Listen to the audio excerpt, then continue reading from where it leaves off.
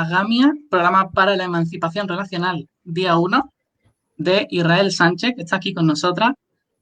Ya sabéis que la agamia vendría a ser algo así como una ética y un modelo relacional feminista fundamentado principalmente en el rechazo al gamos y al amor. Al gamos en tanto que institución patriarcal y al amor en tanto que ideología patriarcal. Y bueno, pues no sé, Israel, ¿qué nos quieres contar sobre, o qué nos puedes contar sobre tu libro? No sé. Ah, por cierto, un momento, perdóname. También decir que Israel tiene un blog que se llama contraelamor.com en el que lleva muchos años escribiendo y en el que formalmente postuló la gamia y la inauguró, por así decirlo, le puso nombre a la propuesta en 2014, el 1 de enero. Y bueno, después de tantos años escribiendo en ese blog, ahora ha lanzado este libro. Así que bueno, ¿qué nos quieres comentar sobre ello? ¿Por qué lo has escrito? ¿Era necesario después del blog?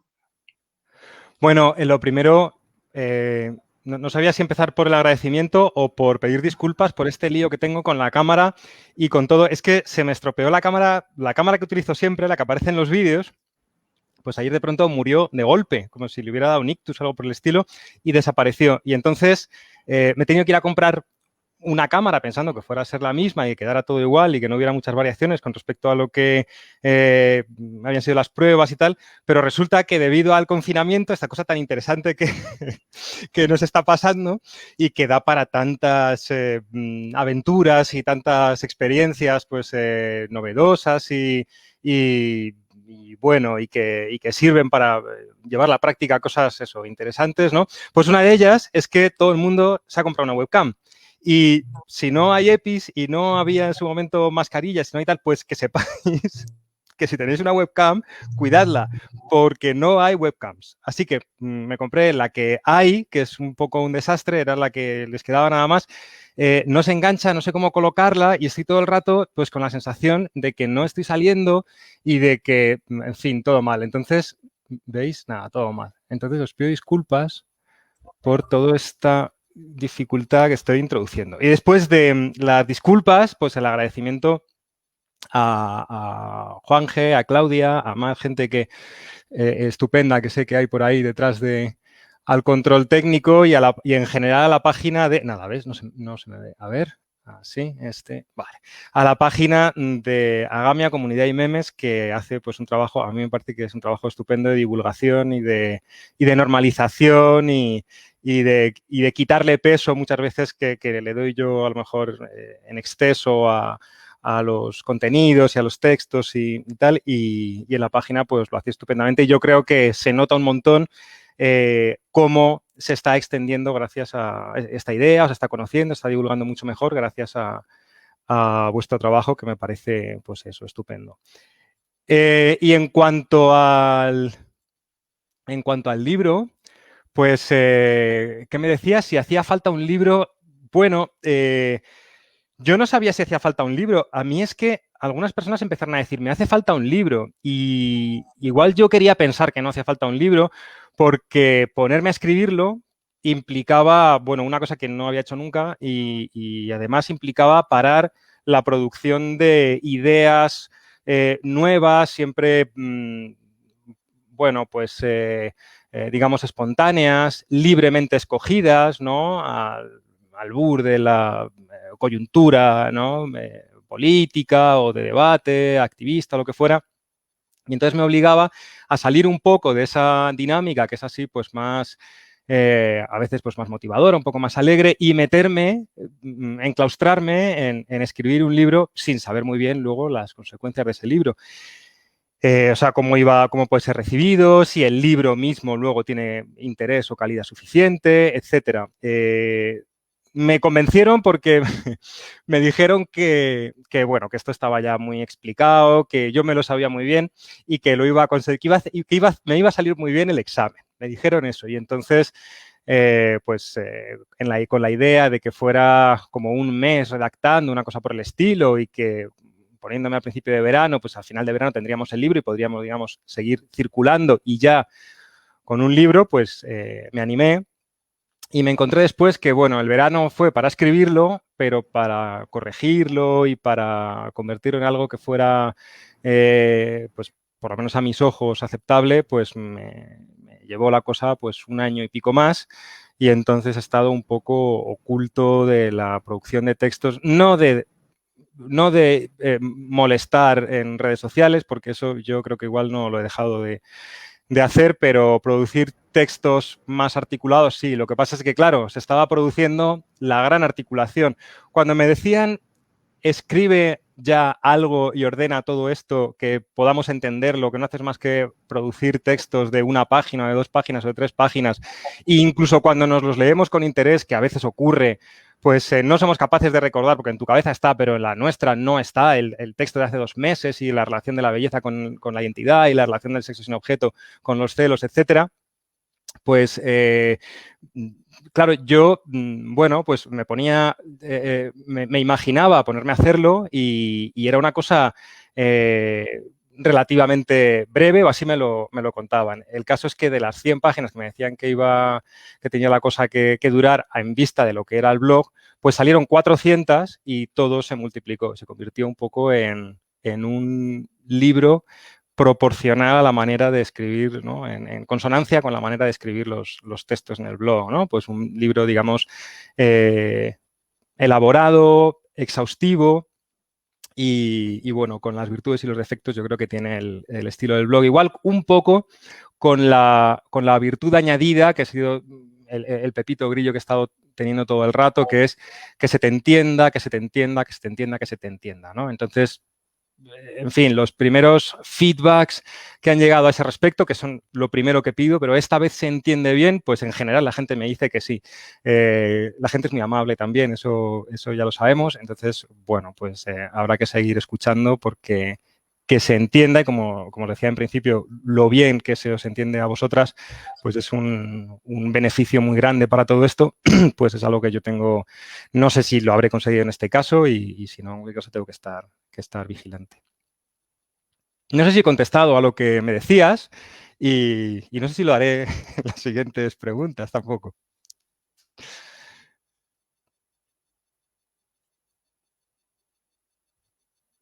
Os veo igual congeladas. No, a Claudia no. A Juanje le veo congelado.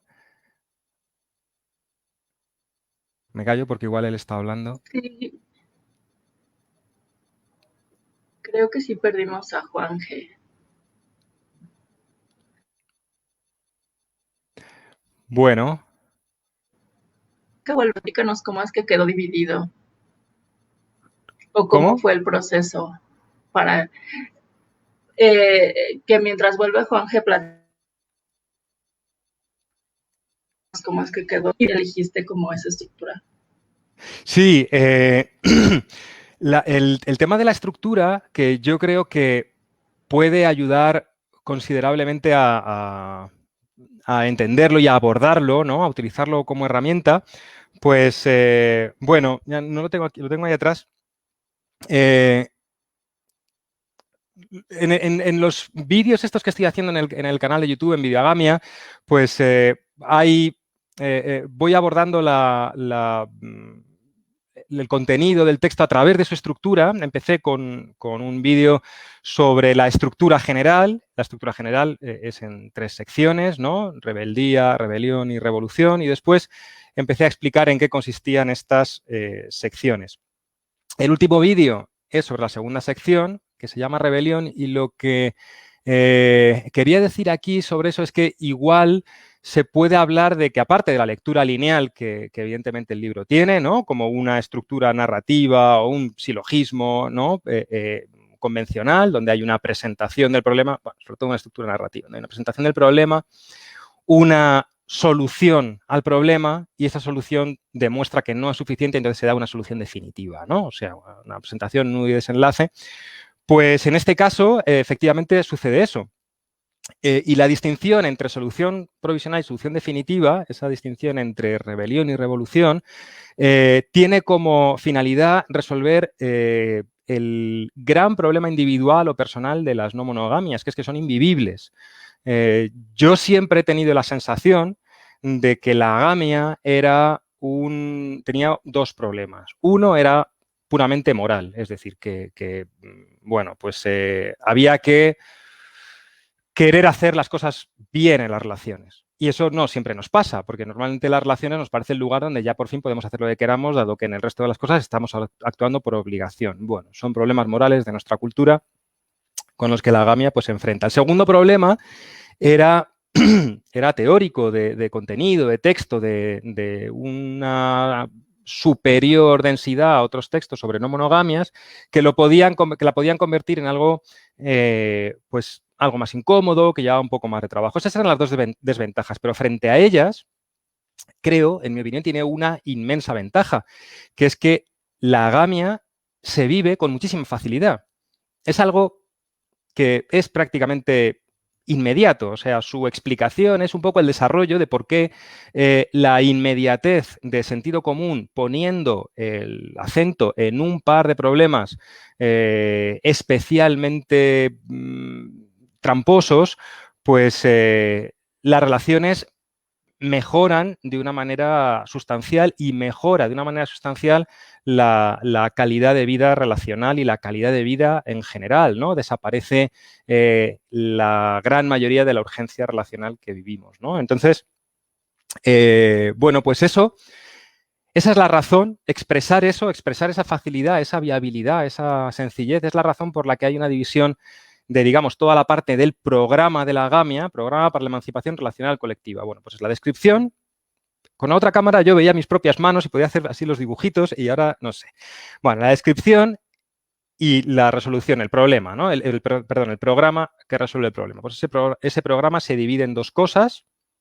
Se divide en una primera parte que sirve para facilitar las relaciones. Es decir, para poder abordar toda la inmediatez urgente, angustiosa y destructiva de la vida personal que el luchar contra el sistema monógamo nos tiene esperando, ¿no? Toda la trampa de la salida de la monogamia. La monogamia, pues es un sistema que también no es solo funcional porque tenga fuerzas internas, sino que también tiene fuerzas disuasorias fuera de sí misma y sin un programa no se escapa de ella. Se puede intentar escapar, pero es como pues una prisionera lanzándose contra el enrejado electrificado y las ametralladoras y todo eso. Pues bueno, se lanzan 1000, una escapa.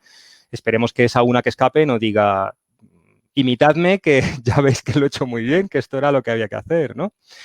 Veo que aparecen aquí los comentarios. Esto es...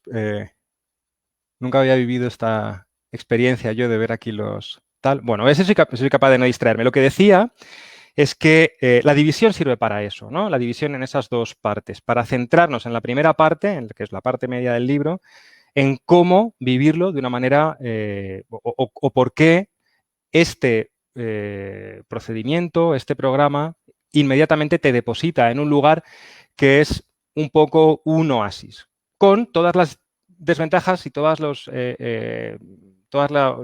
factores criticables que tiene un oasis, que es que no es el mundo, no es el mundo tal como es en su conjunto, pero sí es un lugar que tiene una gran virtud por encima del resto, que es que ahí aparece la supervivencia. En el resto no hay supervivencia, hay solo lucha por la supervivencia, pero no supervivencia. Ahí, en esa primera parte del programa de la agamia, aparece la supervivencia y con la supervivencia el tiempo. De pronto, emancipamos nuestro tiempo de reflexión, cuestionamiento, estructuración relacional y entonces podemos meternos en proyectos más ambiciosos, ¿no? Y de más calado, que serían los que corresponden a la última parte, a la parte de la revolución. Hasta esa parte, lo que se cuenta en la agamia, en el libro, en esa segunda parte, es casi... no es exactamente una propuesta de autoayuda, porque sería autoayuda bien, en teoría, es mi objetivo, bien engarzada con las necesidades sociales y colectivas igualitarias, pero es una solución personal. Es algo que le sirve al sujeto, digamos, que lo está leyendo y decide llevarlo a la práctica. Es algo que le sirve pues, para andar por allí, dicho de una manera coloquial, sin que lo cacen. Después, una vez que consigue estructurar eso, una vez que consigue afianzar esa membrana de supervivencia, entonces tenemos la capacidad, y que además nos encontramos colectivamente en ese espacio, tenemos la capacidad de abordar un proceso que podemos ya calificar, yo creo que sin ningún tipo de pretensión especial, sino que es justo utilizar la palabra, podemos calificarlo de proceso revolucionario.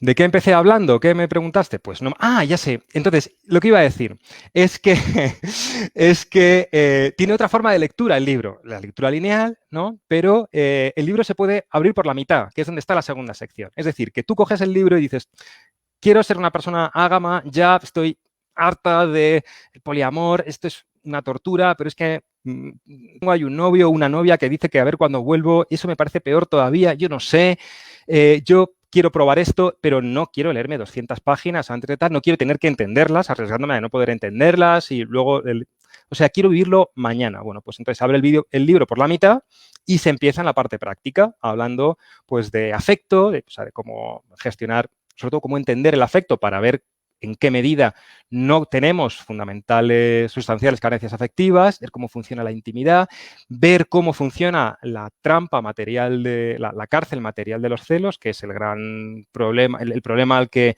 en general todas tememos, ¿no?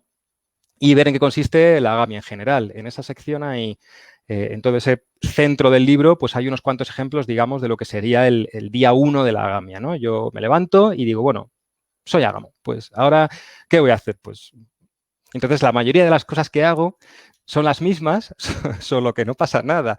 Solo que no tengo que añadirle a eso buscar novia o buscar novio o buscar varias relaciones, sino que, dado que entiendo cuáles son mis carencias, entiendo también de qué me puede proveer nuestra cultura relacional, pues satisfago de una manera sencilla las carencias relacionales más elementales y las otras, pues entiendo que ya serán satisfechas pues tan excepcionalmente como en otros modelos, pero sin la angustia añadida a la urgencia que esos modelos imponen, ¿no?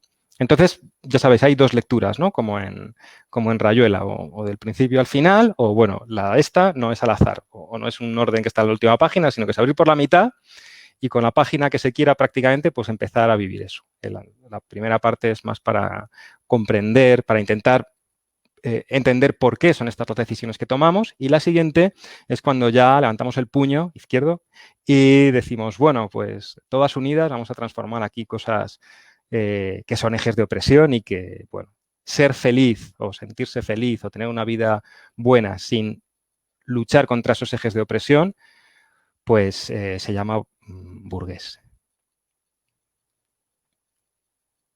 Has llegado a comentar, cuando yo he estado fuera por la conexión, que, que estás realizando una serie de vídeos para hacer una presentación también progresiva en tu canal y tal. Sí, un poco por encima. Bueno, ahí están en el canal. De momento, como digo, o sea, hay un vídeo, bueno, hay un vídeo del prólogo, un vídeo que habla de la estructura del libro, ¿no? Que habla del índice. Como el índice se divide, como decía, en 3 secciones, pues hay vídeos para cada sección, falta el de la última, y después la idea es hacer, si no tengo la sensación de que eso es inútil, que yo creo que no la tendré, hacer un vídeo para cada capítulo. Luego, yo creo que con eso ya más o menos, la idea de los vídeos no es que sustituyan la lectura del libro, sino que, bueno, sirvan por sí mismos, ¿no? Nos den un poco una idea de cuál es el espíritu de cada sección o cada capítulo y eso, y puedan funcionar de manera autónoma. Quien le eche un vistazo al índice, pues verá que son capítulos con un notable grado de autonomía. O sea, son capítulos temáticos. Y yo creo que eso viene bien porque, como digo, son 400 páginas y normalmente espero que sean bastante legibles y algunas veces pues son un poco más complicadas y no tiene mucho sentido decir, bueno, pues es que del sexo solo se empieza a hablar en la 320. Pues vale, pues quiero otro modelo racional, quiero poliamor porque para la agamia y de relaciones sexuales necesito 320 páginas. Bueno, pues va uno al capítulo del sexo y que no es un capítulo específico, está mezclado con otros, pero se entiende cuál es. Y se puede leer de manera independiente y se sabe dónde está y hay suficientes ideas como para poner el acento en ello. Si yo pudiera poner la cámara de modo que yo saliera en el centro, vale, pues con esto ya podemos tirar ya indefinidamente. Bien, pues ¿Quieres comentar algo o crees que sería relevante decir algo respecto al carácter más político de la GAMIA de cara a otros modelos relacionales, quizá? Y que Eh, no me lo perdía. bueno, es que yo creo que hay, o sea, los dos, digamos, elementos muy manifiestamente políticos en la gamia, pues es que es muy clara la comparación con otros modelos relacionales porque no están. Entonces, ¿y qué otra cosa es política? Me explico. Eh, en la gamia hay un rechazo al género manifiesto. Es decir, se hace un análisis de lo que son las identidades, cómo funciona lo de bueno, la distribución en roles de sometimiento, etcétera. Y luego, pues, bueno, pues se dice, tenemos que salir de aquí, de alguna manera, porque esto no puede ser, porque esto es una estructura política y está mal. ¿Cómo saldremos? Ya veremos.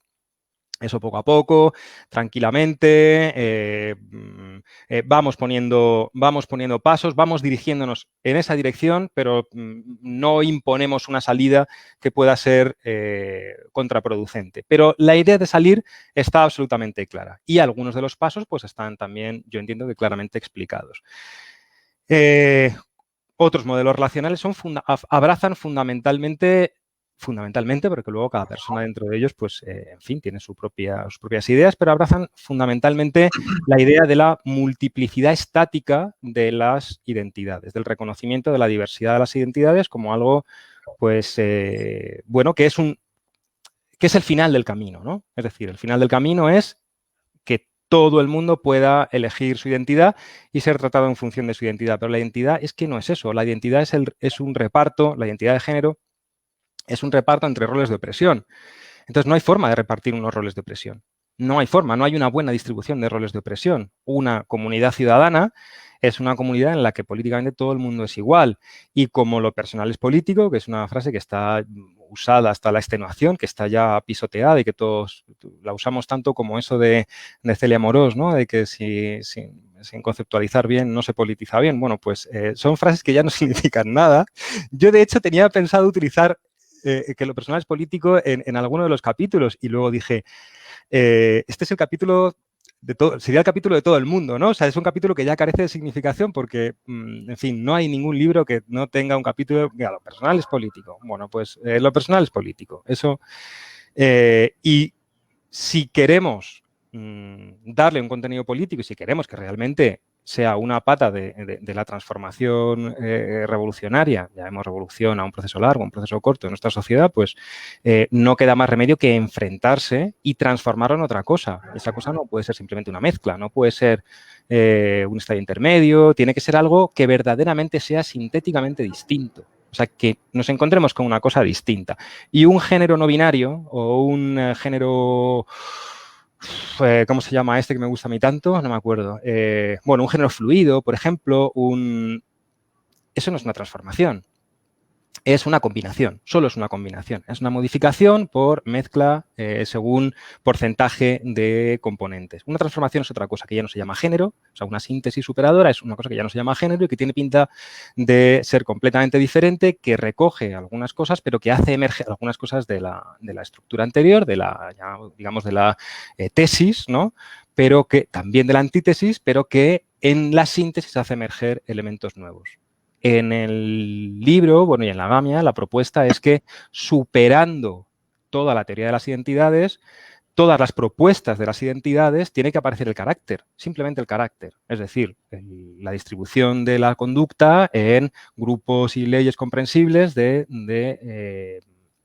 defectos y virtudes o de conductas agrupadas y previsibles, defectuosas y virtuosas y ya está. Bien, pues eso es una diferencia fundamental. Y la otra diferencia, o sea, el rechazo abierto a la identidad, el tener muy claro que ese es el horizonte y que siempre que se encuentre una herramienta que sirva para avanzar pasos, esa es la herramienta. Es decir, si estamos a 10 pasos de que desaparezca la identidad y hemos decidido que, bueno, tenemos que esperar un poco por ahí y construir el siguiente paso, pero vale, entonces esto parece que nos estamos conformando con no avanzar mucho en la supresión, en la eliminación de la identidad y alguien encuentra un paso para saltarnos dos, ese es el bueno, ese es el bueno. Es decir, el objetivo está claro, no hay una identidad justificable en los pasos previos. No podemos olvidar que el objetivo es la eliminación. Eso, como digo, no está en ningún otro modelo. Bueno, está, se supone, en el feminismo radical, se supone, pero claro, el feminismo radical es que es monógamo. Entonces, pues, en fin, ¿para qué vamos a entrar en ese tema? Pero la expresión, también muy manida, pero en este caso perfecta, es que, bueno, antes no estaba. Y ahora ya, desde lo último que hemos visto en algunas, bueno, lo que hemos visto lo colgué el otro día en un vídeo, ¿no? En la última Rosario Acuña, pues ya ni está, ni se le espera. Ya sabemos que no nos va a decir nada al respecto porque, por lo visto, la pareja es una estructura igualitaria. Bien, pues sigamos solas, ¿no? Si no pasa nada, si lo que hay que saber es con quién se está para avanzar de la manera pues, más ligera posible. Me enrollo mucho, pero lo que iba a decir con respecto al contenido político, el otro eje es el eje de clase. El eje de clase es una perpendicularidad, ¿no? Podríamos definirlo como una, o sea, desde el punto de vista así geométrico, muy formal, como una perpendicularidad con respecto al eje de género, que se encuentra además en un nodo que, bueno, que sería el sexo, ¿no? Ahí se encuentra todo. Pues el eje de clase en lo relacional se manifiesta en eso que llamamos belleza y que a veces cuando nos ponemos, pues, muy psicosociales y tal, pues lo llamamos atractivo o lo llamamos, pues, ¿cómo es esto? Capital erótico, lo llamamos de muchas maneras, pero en cualquier caso, lo llamemos como lo llamemos, siempre estamos hablando de una jerarquización social, siempre. Y tengámoslo bien claro, pero bien claro, mientras haya jerarquización social, no hay pacificación de las relaciones, se acabó. Esto es una máxima. O sea, olvidémonos. Todo lo feliz que tú seas en tu relación, en la medida en que tengas una situación de privilegio con respecto a otros sujetos, pues eres feliz solo si consigues controlar la insurrección de esos sujetos. Es decir, para ser feliz tienes que oprimirlos. Y ya está. Y ya está. Y a veces los oprimirás. Normalmente, casi siempre los oprimirás. Y otras veces triunfarán sobre ti y te aniquilarán. Te aniquilarán. Además, con toda la legitimidad, porque es una guerra de clase. Entonces, si no tenemos una respuesta al problema de la belleza, al problema de clase que llamamos belleza, a eso de la distribución entre personas que valen más y personas que valen menos, pues nadie va a aceptar tener relaciones con personas que valen menos. En la medida en que las personas valgan más y menos con respecto a unos ejes que decimos que son pues arbitrarios, pero que son claramente reconocibles y que son buenos y que, en fin, que la naturaleza los impone, pues no nos va a quedar más remedio que luchar por mantenerlos. La agamia rechaza esto completamente. Hay una propuesta alternativa a la belleza y, sobre todo, hay una concienciación de que no podemos funcionar a través de la belleza y no podemos naturalizar la belleza. Necesitamos romper con la asunción de que tenemos que tener paz relacional salvo en la distribución desigual de el disfrute de un bien, que a lo mejor es que no hay que disfrutarlo, que es la belleza. Y ya está, yo creo que solo llevo 20 minutos contestando, ¿no? Igual no... Yo creo que está bien. Bueno, ya sabemos que te enrollas siempre. O sea, es como tu cualidad principal. Ostras, sí, ¿eh? Oye, con lo que decías hace un rato, por ejemplo, de que el libro es súper práctico y que además, pues Eragamo te puedes despertar un día y decir, a partir de hoy es mi día 1. Por ejemplo, los grupos de Facebook, cada que llega alguien interesado en cualquier tipo de no monogamia, principalmente en poliamor, dice, ¿qué libros puedo leer? Y entonces todo el mundo, Ética Promiscua, ¿no? Que no sé si todos lo han leído, pero todo el mundo es el libro que recomienda así como de cajón. Y pareciese además que, pues justo, no tiene como esta parte práctica, ¿no? Y para relacionarlo un poco con el comentario que teníamos hace rato, Y bueno, si alguien tiene como alguna pregunta o algún comentario, igual que no lo ponga, realmente sí es práctico. O sea, yo como ágama, por ejemplo, como me he vivido es que sí, o sea, un día dije, ya no voy a formar pareja, y bueno, vas avanzando. La diferencia que considero, por ejemplo, con el poliamor es que no puedes decir, hoy soy poliamoroso y dejo a mi pareja, por ejemplo, y ahora que soy, no tengo pareja, no tengo parejas múltiples. Por ejemplo, en ese aspecto de realmente volvernos prácticos a partir de nuestro día Agamia 1, ¿cómo crees que el libro nos facilita? O si crees que como esta parte, más bien como el comentario que nos dejaron, que es como, pues, irreal. Ya, yo o sea, no lo he podido leer. ¿Hasta qué punto uno puede decir, ya soy ágama? O sea, tienes como esta idea de carnet en el que dices, bueno, si no tengo pareja, un punto. Si rechazo el amor, otro punto. Si soy abolicionista del género, otro punto. Y entonces, cuando juntas 5 puntos, ¿se puede ser ágama? Sí, sí. ¿O cómo funcionaría? No sé, decídmelo vosotras, que sois las que tenéis la página de Agamia Comunidad y Memes, y entiendo que ahí pues la escala social irá dependiendo del reconocimiento que tenga el jurado. No. Yo diría que es justo lo contrario.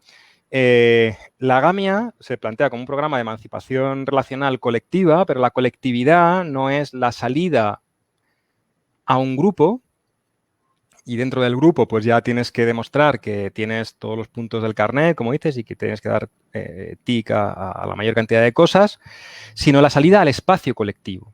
Y en ese espacio colectivo ya puedes vivir, pero como individuo.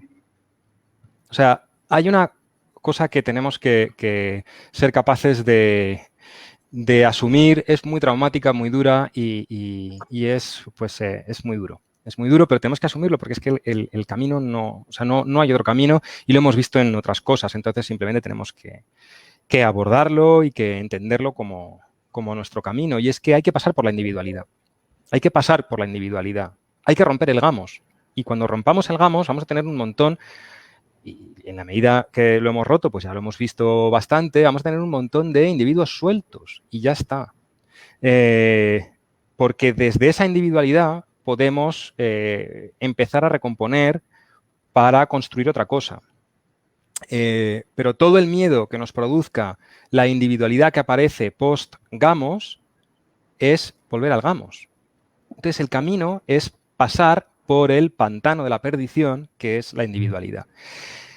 Ahí nos está esperando el neoliberalismo para decirnos ¿qué hay mejor que esto, no? Si, mira, todos son privilegios, tú no los vas a chupar, no te vas a chupar ni uno, pero ahí están. Es decir, fíjate qué mansión, fíjate cuántas parejas, fíjate qué vida tan fenomenal estás desechando definitivamente. Si decides luchar contra esto, si te rebelas contra esto, a lo mejor podrías llegar, pero tienes que aceptar el ser individuo siempre. Bueno, pues por ahí tenemos que pasar.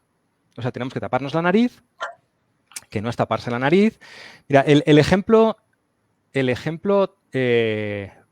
legislativo de la pareja con respecto al matrimonio es muy claro. Siempre, o sea, el arma contra el matrimonio, el arma ideológica, social, era decir que, bueno, si desaparecía el matrimonio, desaparecía la familia, desaparecía la sociedad porque no había manera de unirse de nuevo. Y la respuesta, lógicamente, era que desaparezca el mundo si tiene que desaparecer. O sea, que desaparezca lo que tenga que desaparecer. Pero tenemos que empezar desde la posibilidad de divorciarnos. O sea, lo que no tiene sentido. Bueno, con la esclavitud pasaba exactamente lo mismo, pero ¿cómo vamos a hacer un mundo sin esclavas y sin esclavos? Entonces, o sea, nadie va a querer arar la tierra, está claro. La tierra es una mierda, la tierra. Nadie quiere ararla. Si no, es una pena, claro, ser esclava, eso es la perdición de la vida, solo puede ser gente indigna, etcétera, pero es inevitable. Bueno, pues cada sujeto, cada patricio, cada paterfamilias, que tenga sus 20 esclavas y esclavos, porque es la única manera de organizarnos socialmente. No, tenemos que ser capaces de romper, o sea, de romper abiertamente y reencontrarnos con esa inquietante individualidad que nos parece tan propia del neoliberalismo, sabiendo que después hay que hacer un esfuerzo absolutamente autogenerado a contra de la inercia social para volver a reconstruir grupo. Entonces, otra forma de grupo. Entonces, ¿cómo aparecemos en el día 1? Pues aparecemos así, o sea, como en los despertares de las películas tras un sueño distópico. Así abrimos un poco los ojos, ¿qué pasa aquí? Abrimos la puerta y es otro mundo y es otra cosa. Otro mundo que es un poco como el mundo cuando nos hemos confinado, ¿no? Que abres la puerta y, hombre, en realidad es el mismo mundo. Lo que pasa es que se ha civilizado un poco porque la gente está en su casa, ¿no? Pero es el mismo mundo y ahora puedo pasear y no tengo el estrés ese de no sé qué, las calles son para la gente, no hay tanta contaminación, se ve algún animalito, bueno, se ha civilizado todo un poco más. No podemos quedarnos ahí, tenemos que seguir a la fase siguiente. Luego tenemos que volver, pero de manera mucho más racionalizada. Pero hay que pasar por ahí. Entonces, bueno, yo ahora mismo sé que la pregunta era sobre si era práctico. Mira, yo creo que comparado con Ética Promiscua, por ejemplo, el libro es menos práctico. Es menos práctico, porque Ética Promiscua también tiene 300 y pico páginas, algo así, algo menos que este, yo creo.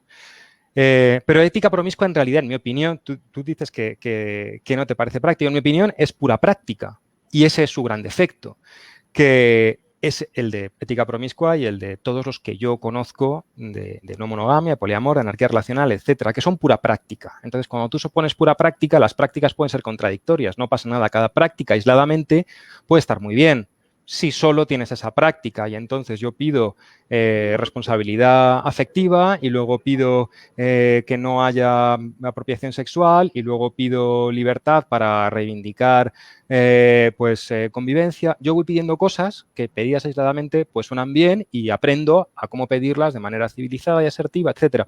Pero a lo mejor todo ese conjunto es absolutamente incompatible porque no hay una teoría general detrás y es que nunca hay una teoría general detrás en esos textos. En este caso hay menos práctica porque hay una teoría, bueno, pues en la medida de mis posibilidades, ¿no? General detrás, muy general. O sea, eso sí, con todo el despliegue desde lo más general hasta lo más particular. Entonces, bueno, pues la práctica está destilada. Hay muchas, digamos, narraciones, mucha literatura, mucha ficción sobre cómo es esa vida, que es muy próxima a la nuestra en realidad. O sea, es ir caminando en ese espacio y ir viendo que en realidad no pasa nada, que no pasa nada porque no haya coches, que no pasa nada por... Solo pasa en algunos pequeños momentos, pasa alguna cosa, entonces eso lo abordamos y ya está. Pero bueno, son, digamos, ejemplos más que buscan ser más densos, que buscan ser más paradigmáticos, porque también tienen que convivir con la teoría. Sí, había apuntado aquí un par de cosas, pero yo creo que... Pues vuelvo a recordar lo que ha comentado Claudia antes, que podéis dejar cualquier tipo de comentario, pregunta, etcétera, que en teoría tenemos pensado atenderlas sobre todo al final, si no me equivoco. Y bueno, aparte de eso, pues no sé, se me ocurre Pero puede preguntar... Juanje, que no estén queriendo por lo largas que son las respuestas. Eso igual es un problema que a lo mejor. Bueno, es posible. La cosa es que te iba a preguntar, por ejemplo, si dirías que hay muchas novedades en el libro con respecto a todo lo que ya habías tratado en el blog. Y si crees que hay en él herramientas nuevas quizás que sean de especial interés para la gente que solamente ha leído el blog. Ajá. Pues mira, es que, claro, yo eso lo he descubierto al escribirlo. Yo nunca había escrito un libro, lo más que había escrito eran, pues a lo mejor 90 páginas de eso, pues de soltar y soltar y te salen 90 páginas. Pero un libro que busca ser estructura, etcétera, yo no me había puesto. Y claro, es un libro escrito casi de memoria. Porque son esos 6 años o 5 años escribiendo textos sueltos sobre diversos temas y luego se trata de aunarlos. Al principio mi idea era coger los posts más significativos de cada tema y juntarlos ordenadamente, modificarlos un poco y ya está. Pero luego vi que aquello era imposible. Entonces me quedé con los contenidos, los ordené y empecé a redactarlos. Había pasado tiempo con respecto a muchos y entonces las modificaciones aparecían solas. Pero se produjo un efecto pues muy normal, ¿no? Pero que yo creo que es muy interesante y que le da valor específico al libro, porque efectivamente creo que el contenido es nuevo en su gran mayoría. Fue como si yo no hago, yo no hago puzzles de esos, bueno, no hago puzzles y ya está, ¿no? Pero bueno, sé cómo se hace un puzzle y he visto hacer alguno. Entonces, pues ya sabéis, ¿no? Aparece la imagen enorme, 2000 piezas y hay un globito, tal, y la gente busca hacer el globito. Y por lo menos el globito ya lo tienes hecho, porque cualquiera se pone a hacer desde la primera hasta la última, ¿no? Y luego allí, pues hay un animal, pues el animal podemos encontrar, mira, esto es un diente, no sé qué, y aquí tenemos 20 piezas. Y entonces al final tienes, pues, 8, 10, 20 imágenes sueltas por ahí, y como la mitad o la cuarta parte de las piezas utilizadas. Entonces, aquello no es una imagen compuesta, aquello son cosas sueltas y está, y además hay un montón de piezas que sobran. Pero en uno de esos momentos dices, bueno, ahora puedo abordar la imagen completa. Entonces, empiezas a ordenar y ya sí tienes pistas suficientes como para que todo aquello se relacione. Entonces, todo lo que estás poniendo, prácticamente todo lo que estás poniendo es nuevo. Todo es nuevo y todo está transmitiendo nueva información porque está transmitiendo todas las interrelaciones y todo aquello que es necesario para que las cosas cojan sentido entre sí. Y sin embargo, tu sensación es de que nada más estás completando, ¿no? Porque digamos, la sustancia de algunas de las cosas fundamentales pues ya estaban en esas primeras imágenes. Entonces, el libro es un poco así. Supongo que cuando me decían son 100 páginas y ya está, esto lo haces rápido, se referían a que si hubiera puesto simplemente los temas y aquello que se había puesto en el blog sobre los temas, pues habrían sido 100 páginas. Pero han salido 4 veces más porque hay 4 veces más seguramente de contenido nuevo, explicando mejor, enriqueciendo, encontrando coherencias que no estaban muy claras, encontrando temas nuevos que era necesario abordar, etcétera. Por ejemplo, está un tema que me parece esencial. No está muy desarrollado, pero porque, bueno, creo que es suficiente, tiene como 4 o 5 páginas nada más el capítulo, es el más breve del libro, o por ahí, que es el de la intimidad. Y el concepto de intimidad era algo que no había empleado en el blog. Se había hablado del afecto, pero no de la intimidad. Y la intimidad en nuestra cultura relacional pues aparece absolutamente ligada al afecto. Es decir, que cuando hablamos de relaciones sexoafectivas, pues estamos hablando de relaciones que son sexuales, por un lado, y que tienen, por otro, afecto, que no son sin afecto, y el afecto pues es algo que se produce en la intimidad, o todo eso se produce en la intimidad. La intimidad es un poco el marco conceptual que damos que sobreentendemos, ¿no? En el libro eso se desdobla y la intimidad es un concepto específico. Y es un concepto que creo que es fundamental en nuestra práctica porque es el concepto práctico por excelencia. O sea, la intimidad es o aparece ahí presentada como la simple convivencia. Entonces, al final, relacionarnos es fundamentalmente, algún tipo de materia de contacto, o sea, el contacto materializado en cómo estar comiendo juntas o cómo pasar una tarde viendo una película o cómo irse de viaje a algún sitio o cómo presentarnos a terceras personas. Todo eso es compañía, en gran medida intimidad, y lo llamamos intimidad cuando hay un componente de privacidad, incluso de secretismo, de no sé qué. Bueno, el giro en el libro es que se convierte en intimidad todo eso, también cuando es colectivo, por eso hablo de prácticas como, pues eso, comer juntas en un restaurante, que no es íntimo, y sin embargo, si se traslada a una casa ya sí es íntimo, ¿no? Tenemos ahí muchas contradicciones con respecto al concepto de intimidad que nos hacen pensar normalmente que salvo que haya mucha intimidad, la intimidad no está satisfecha y nos falta intimidad. Todo eso está tratado y es algo absolutamente nuevo y ha surgido solo porque había que terminar de explicar todo aquello que abarcaba el marco protector de la monogamia, que la monogamia es puro sexo, pura apropiación sexual, pero como no puede ser pura apropiación sexual porque en una sociedad supuestamente igualitaria, pues las personas tienen, digamos, que respetarse, pues hay afecto. Pues además, el afecto tiene que ser analizado desde una perspectiva que lo distancie, que lo distinga de lo que es simplemente la práctica de la convivencia. Eso es fundamental y eso surgió solo porque todas las piezas se iban colocando.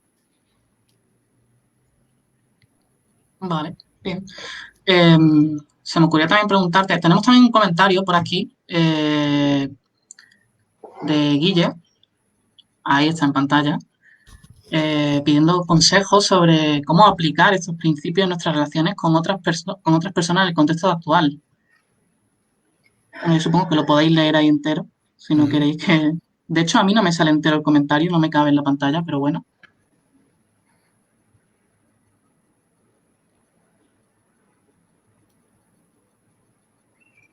Dice que creo que es un buen punto de apoyo para avanzar, independientemente de hasta qué punto podamos llevarlo a la práctica.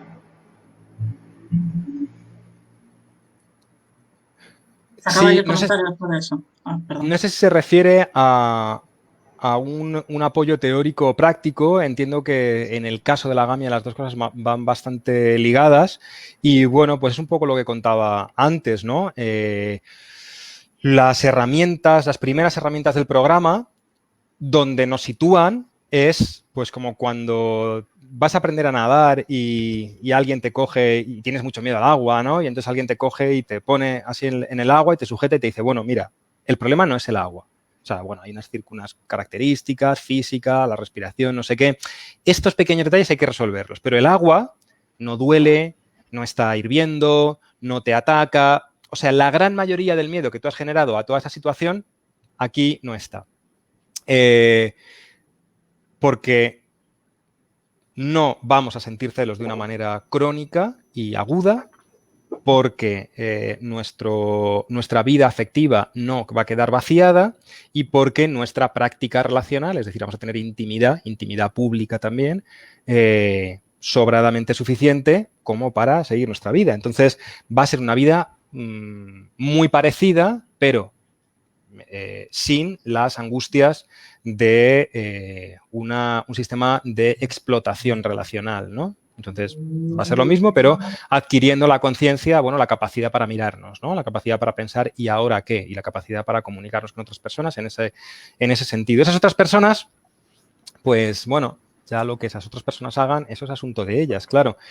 Pero si la gamia fuera una propuesta de comunidad, ¿cómo decir?, de comuna, quería decir.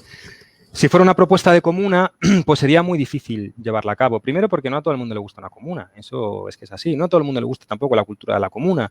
Y no todo el mundo puede, a lo mejor, permitirse una comuna, ¿no? Entonces sería solo para gente de comuna. De lo que se trata es de que podamos salir a la calle, vivir en la calle, entiéndaseme, y vivir también para la calle. Es decir, que salgamos y seamos agentes políticos.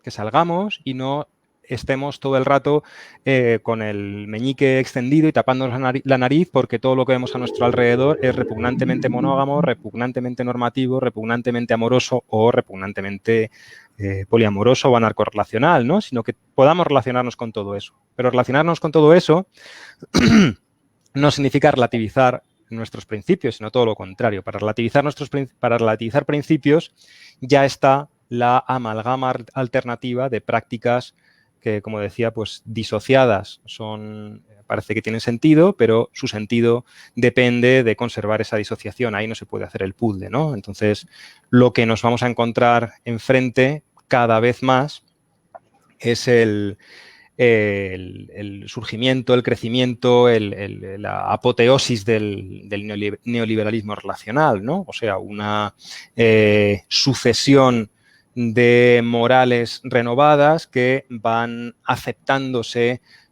mutuamente, que van siempre incluyendo la posibilidad de una moral nueva sin rechazar otras morales y que al final son contradictorias entre sí y la verdadera moral subyacente, la verdadera ética subyacente es la de aceptación de todos esos principios, ¿no? Bajo una idea bajo una disfraz o una pretensión de moralidad o de ética que en realidad funciona igual que la supresión neoliberal de aranceles económicos en todos los sentidos, ¿no?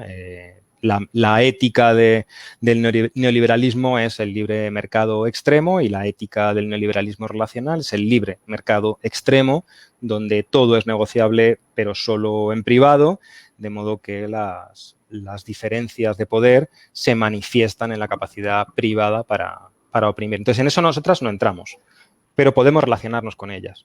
Ellas pueden ser lo que sea, nosotros podemos relacionarnos con ellas, porque podemos medir en qué nos relacionamos, podemos distinguir entre lo cordial y lo negociador, entre el enemigo y el amigo. Podemos distinguir entre la opresión y la igualdad. Podemos hacer esa distinción sin que sistemas ideológicos trastornadores de la racionalidad, como el amor, nos lleven a confundir en función de nuestras necesidades o de nuestras o de nuestras intensidades afectivas, pues cuáles eran nuestros principios morales, ¿no? Quería decir algo más, pero se me ha olvidado. Además, me está picando la garganta un montón. Vale, pues entonces, si te parece, ya para cerrar, les queremos también compartir. ¿Ya estamos terminando, Claudia? Ya, esto ya fue, o sea, no, ya yo sé que puedes pasar 3 horas continuas hablando, pero vale, pues, vale. hay que hacer cosas. Bueno, queremos compartirles que estamos planeando hacer nosotras, o sea, el equipo de admins de la página de Agamia y Memes, una presentación del libro. Pero para eso hay que esperar que me llegue el libro a México. O sea, lo enviaron hace, no sé, creo que mes y medio. Ya es mes y medio. No llega. Pues no recuerdo, pero por lo menos más de un mes sí tiene. Y no ha llegado y yo creo que quizá le falta otra vez. Entonces, para cuando me llegue y podamos leerlo todas y después pues compartir nuestras experiencias, pues también va a tener tiempo las demás personas para leerlo. Entonces, cuéntanos como dónde pueden adquirirlo. Por ejemplo, si alguien más es de México y le interesa comprarlo, ¿cómo es que puede? ¿Y vamos a tener ebook o no? Creo que eso es importante para las personas de México y en general Latinoamérica. Vale, pues empiezo por el final. Va a haber ebook, lo que pasa es que, bueno, pues como todo esto lo hago yo y lo hago según voy pudiendo. Bueno, qué horror lo de la esta, ¿eh? Ay, perdón. Va a haber, no inmediatamente, supongo que... Qué espanto. Supongo que después del verano voy ya os digo, a mi ritmo, entonces pues ahora estamos moviéndolo, me está ayudando mucho Raquel de Antorcha Ediciones, me está ayudando muchísimo, por eso hablo en plural cuando hablo de mover el libro y algunas otras cosas, pues por librerías y por medios de comunicación, etcétera, y bueno, pues estoy ahí un poco en esa cosa. Y después de lo primero es hacerlo ebook efectivamente y entonces pues ya será más fácil que llegue allí. A ver cuánto tarda en llegar, porque hay bastantes que están, pues no sé por dónde andarán, pero hay bastantes de camino y no sé si la noticia es que ha llegado uno o algo por el estilo. Para adquirirlo, bueno, los estoy mandando por correo, entonces simplemente hay que ponerse en contacto conmigo. Están todas las páginas, mis redes sociales, etcétera. Está el blog Contra el Amor, la página de Facebook específica del libro es Agamia Día 1 y bueno, pues se puede poner en contacto con cualquiera, con vosotras mismas y vosotras se lo vais a decir. Solo se trata de que me den una dirección y ya está, y se envía el libro y se paga y ya está. Y aquí en España llega muy rápido. Luego la aduana se ve que es una cosa tremenda. ¿Y algo más para cerrar que nos quieras compartir? De manera acotada. Sí, pues lo tenía como el tema principal. O sea, insistir en lo fácil que es esto.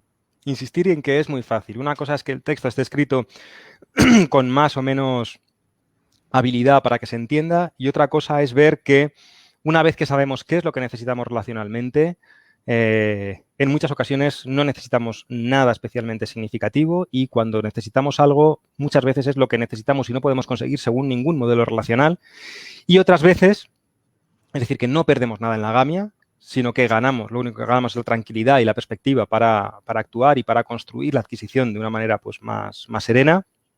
Y muchas veces simplemente lo podemos obtener porque descubrimos que es eso lo que queremos. A veces lo único que queremos es pues, compartir un rato con alguien y pensamos que lo que queremos es tener una relación sexual o a la inversa. O todo eso es muy importante analizarlo desde fuera del amor, desde las necesidades específicas, materiales y desde la relación con el mundo, desde por qué el mundo nos interesa y por qué la gente nos interesa en la medida en que nos relacionamos con el mundo a través de ella. Las personas y el mundo no son lo mismo. Entonces, estamos confundiendo a las personas con el mundo y estamos queriendo tratarlas como cosas para poder disfrutarlas, cuando en realidad ellas son también nodos relacionales que nos ayudan a relacionarnos con un mundo que también nos está esperando y que sería mucho más fácil relacionarnos con él si fuéramos capaces de simplemente entender a las personas como compañeras en ese viaje, ¿no? Y no voy a hablar más porque no puedo. Pero pues vas a tener porque hay otra pregunta. Ah, bueno. Dice, tengo una pregunta, ¿cómo se puede aplicar la agamia en un contexto demisexual? Oh, eso es súper interesante. Una persona demisexual solo siente atracción sexual con personas con las que establece un vínculo relacional grande, así que muchos de ellos solo tienen relaciones sexuales con una persona si es que desarrollan esa atracción. Muchas personas piensan que es monogamia, pero claramente es no seleccionada, ya que normalmente se juzga el modelo relacional con quién y cómo ejerces tu sexualidad. Ah, bueno, y también ya está en pantalla. Bueno, cuando he hablado de las identidades, he dicho que en principio las identidades, nuestras identidades están derivadas todas de la heterosexualidad. Y eso no es solo en lo que llamamos roles de género, identidades de género. Todas las identidades que tienen que ver con lo relacional han sido derivadas de intentos de adaptación y de colocación de la manera más pacífica posible, de la manera más vivible posible, dentro de la forma de relacionarnos. Al final, con nuestras identidades, ahora que ya son tan amplias, tan abundantes y tan específicas, lo que estamos diciendo es un poco cuál es nuestro manual de instrucciones. Estamos diciendo, mira, yo ahora soy así y además las entiendo fluidas, de modo que ahora soy así y lo actualizaré cada X tiempo. Todo eso está bien, en la medida en que le quitemos la palabra identidad. No somos así. Eso es lo que estamos proponiendo, eso es lo que estamos generando como posibilidad en el presente. Si además las moralizamos, es decir, si además las analizamos moralmente, pues por ejemplo nos van a surgir cosas como que la identidad macho, pues bueno, pues esa identidad, pues habrá gente que se identifique, vamos, sabemos que la hay, pero es que no nos vale y ya está. No nos vale y ya está. Esa identidad no la queremos, entonces, porque moralmente no hay manera de pasarla. Bueno, pues el resto de las identidades también van a estar contagiadas en alguna medida de todos esos problemas morales y tenemos que analizarlos. No podemos ser acríticas con el sentido de las identidades. Eso incluye las identidades cuantitativas con respecto al sexo, es decir, todo el espectro asexual. Independientemente de los estudios y demostraciones y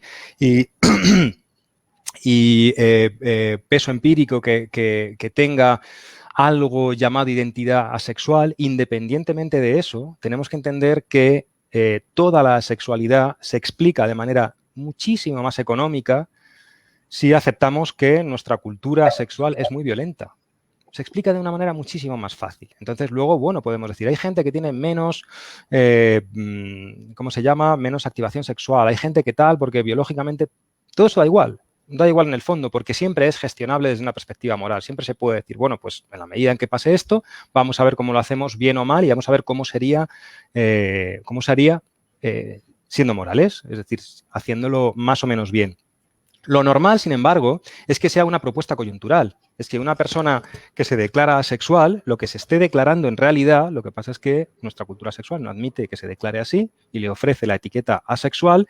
Lo que se está declarando es en rebeldía con respecto a las violencias sexuales. Está diciendo, a mí ya no más, no quiero más. No quiero más de estar sexualmente marginado o no quiero más de sufrir maltrato sexual o no quiero más de sufrir violencia afectiva con el sexo o no quiero más y punto. Y es que ya no me pone. ¿Cómo me va a poner si esto es una mierda? Pero lo que hay que entender es que esa energía de protesta, esa tendencia a la protesta, es mucho mejor si la enfocamos desde una perspectiva colectiva y política. Porque si no, se convierte simplemente en, primero, una apolitización de la vida sexual, de las posibilidades de protestar sexualmente dentro de la cultura sexual. Y por otro, en un posicionamiento cada vez más individual que llega un momento en que es ininteligible, que ya no sabemos lo que nos está pidiendo la persona de enfrente, porque en vez de ser, digamos, un discurso circunstancial, tenemos que entenderlo a través de una teoría que es variable y muy caprichosa. Entonces, para resumir, ¿qué hacer desde la demisexualidad? Había otra característica que no recuerdo. Pero bueno, ¿qué hacer? Pues yo me iría... Si hablamos de agamia y estamos con el libro, pues yo me iría al capítulo que se llama Identidad, Sexo y Belleza vería un poco la crítica a las identidades, intentaría entender mi identidad desde esa crítica, respetando todas mis necesidades y mis deseos en tanto que deseos, no como obligaciones que tiene el resto hacia mí, sino, bueno, como deseos que están ahí, pero sometiéndolos a esa perspectiva moral y política. Y a partir de ahí intentaría simplemente hacer que mi propuesta, mis deseos, fueran morales, fueran más o menos comunicables y extensibles. Es decir, que sería el mismo procedimiento para cualquier, en principio, para cualquier identidad. Creo que no me meto, al dar esta respuesta, no me meto en la particularidad que contiene la pregunta. La segunda parte de la pregunta decía algo como muy, muy particular sobre el problema que se encontraba desde esa... Sí. A lo de que te identifican como monógama. Supongo que a eso te refieres, ¿no? Uh-huh. Bueno, una persona demisexual solo establece relaciones sexuales, solo siente atracción sexual con personas con las que establece un vínculo relacional grande. A mí me da la sensación, y esto es un poco intuitivo, me da la sensación de que eso debería ser un poco lo normal. Es que eso debería ser un poco lo normal, porque en la medida en que nuestro sexo tenga la forma que tiene actualmente, que es pues en pelotas y en una casa y con sexo completo, con su correspondiente coito, etcétera, no sé qué, pues es que implica demasiado como para que surja de una discoteca. Entonces, del mismo modo que yo no le dejo pues mi mascota a alguien a quien acabo de conocer en una discoteca porque me voy de vacaciones y se queda 3 días, pues hombre, a lo mejor sí le dejo que la acaricie. Pero no se la dejo 3 días, ni de broma se la dejo 3 días. Pues a lo mejor tampoco me meto en una cama desnudo con la idea de tener que establecer, de realizar un coito bajo la presión de que igual sí, igual no. Y quiero tener cierta confianza. Entonces, en principio, salvo que nuestra vida sexual consiga evolucionar hacia algo mucho menos coital, que es algo que también está ahí explicado en el libro y todo eso, pero bueno, hablando solo de la identidad, pues, y haciendo una valoración moral de cada identidad, o sea, cuáles son convenientes para la vida colectiva, pues yo entiendo que esto es mucho más lógico, se deduce mucho más de nuestras necesidades relacionales, de la cultura, de las tendencias espontáneas relacionales, se deduce mucho más que bueno, pues el donjuanismo, por ejemplo, ¿no? O sea, el individualismo extremo de decir, bueno, como tengo necesidades sexuales, tengo que acostarme con mucha gente y vale, no creo en la pareja, no es tal, pero lo voy a sustituir por estar teniendo relaciones de una vez o de muy pocas veces con muchas personas. Bueno, no es que esté diciendo nada en contra de eso en principio, pero no parece lo más consecuente con todo lo que una relación sexual implica. Parece que nos dirigiríamos, a la medida en que sea tan mastodóntica una relación sexual, hacia algo que conllevara un poco de protección afectiva e íntima, ¿no? Quería decir una cosa, como no he dicho nada, voy a decir una cosa, porque la tenía aquí apuntada y me parece muy importante, no quería que se me pasara. Hay una herramienta que yo creo que no está del todo recogida en el texto, o sí, pero bueno, igual no de manera tan explícita como a mí me apetece ahora, a la hora de frenar la formación del gamos y de frenar la tendencia a que la agamia deje de ser agamia. Me parece una herramienta que es... Muchas veces nos falta la herramienta que frene eso que se llama escalera, que llaman a veces escalera relacional, la tendencia, bueno, yo no quiero formar pareja, pero al final la acabo formando, o no la he formado, pero al final tengo que sufrir una experiencia relativamente traumática para frenar que se forme, etcétera. Bueno, ¿qué hacer? ¿Dónde se para? Pues está analizado ahí en el texto cómo esa formación es una expectativa subjetiva y por eso nunca la encontramos, porque se nos forma mientras nos lavamos los dientes, mientras fregamos los platos. De pronto hemos empezado a fantasear con la pareja y esa es la pareja se forma ahí, en ese momento mientras fregamos los platos, pero para evitar que esa fantasía, cuando todavía no sabemos detectarla muy bien, se forme, hay una herramienta muy práctica que creo que está muy bien, que todo el mundo puede aplicar. Y que es muy comprensible, que es el fin de la apropiación sexual. El fin definitivo. Y además es que es algo muy reivindicable. El fin de la apropiación sexual quiere decir simplemente que, del mismo modo que son inviolables tantas otras cosas no se pueden vender, no se pueden entregar, no se pueden se puede negociar con ellas, no se puede comerciar con ellas. La vida sexual tampoco, no en el sentido de que se pueda comprar mi vida sexual, de que alguien pueda tener una relación conmigo pagando, sino de que nadie puede entregar sus derechos sexuales. Yo cuando tengo relaciones sexuales, pues las tengo porque lo decido yo. Y cuando vuelvo a tener relaciones sexuales, de nuevo las vuelvo a tener porque lo decido yo, porque sobre mi vida sexual decido yo. Y cuando una persona piensa que, dado que se han producido ciertas conductas entre las dos, ya tiene el derecho a negociar lo que yo hago con mi vida sexual, es que está inmiscuyéndose en mi inviolable vida sexual. Y mi vida sexual es inapropiable. Es decir, inmiscuirse así sería una violencia. Habría que entenderlo como una violencia. Normalmente los modelos relacionales, las no monogamias éticas, entienden que hay que negociar. Bien, la propuesta es no negociar nada. No hay nada que negociar con respecto a la propiedad sexual. Yo follo con quien quiero. Puedo no follar con nadie, puedo follar con quien sea, da igual, no es asunto tuyo, como no es asunto tuyo mi relación con mi madre, es que no es asunto tuyo.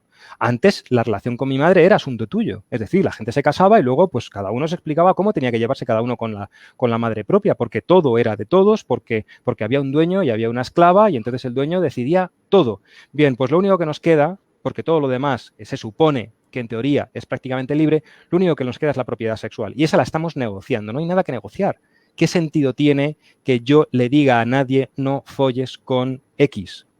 Ninguno. Es una pura degeneración. Es algo absolutamente primitivo y ajeno a nuestro estándar de derechos. Así que frenemos eso. ¿Y cómo se frena? ¿Cuál es? Por supuesto, diciéndolo. Mi vida sexual es mi vida sexual y ya está. Y la otra persona te va a decir, bueno, pero ¿y la mía? No, a decir, claro, tú puedes tener relaciones sexuales con quien quieras, pero con quién, y en cambio, ¿qué pasa con la mía? Porque si yo tengo, pues a lo mejor te enfadas. Bueno, pues para eso lo que tenemos que tener claro es que tampoco nos podemos apropiar de la vida sexual de nadie. Nos relacionamos nos relacionamos sexualmente, si es sexual la relación, pues nos relacionamos en la medida en que nos relacionamos en el resto de las prácticas, ¿no? Y por tomar un café no le decimos a nadie cómo tiene que seguir tomándose los cafés y por tener relación sexual no le decimos a nadie cómo tiene que tener relación sexual. Y si alguna vez se nos nubla un poco la cabeza porque decimos, pues es que no sé qué pasa, que lo he concebido, hay que acordarse, y no sé qué pasa, me parece que los celos son inevitables y que al final va a ser una cosa biológica y estamos fantaseando con que no podemos, como me parece que decía la persona que ha preguntado al principio, ¿no? Es irreal que no podamos tener celos, pues pensemos en todas las personas de las que no tenemos celos, que son casi todas. No tenemos celos casi de nadie, tenemos celos de una o dos personas muy concretas. Pues todos esos ejemplos nos sirven. O sea, fin de la apropiación sexual y se acabó. Eso no hay nada que dialogar. Y bueno, voy a aprovechar ahora sí, por último, para también invitarlas al grupo que tenemos de Agamia en Facebook.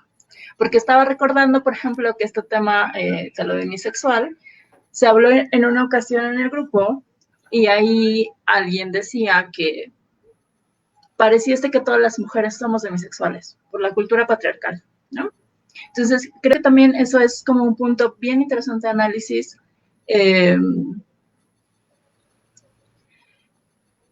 Que igual pueden entrar al grupo, lo debatimos, si alguien tiene más preguntas, ahí las puede poner y pues creo que se hace como un intercambio muy rico entre personas sumamente diversas. Y pues ya cerramos porque si no Israel se alarga por siempre. Juanje, no sé si tengas algo más también para cerrar. No, yo estoy bien. Vale, pues gracias a todas. Bueno, muchísimas gracias y muchísimas gracias a la gente también que nos ha visto y en fin, un saludo muy afectuoso. Saludos.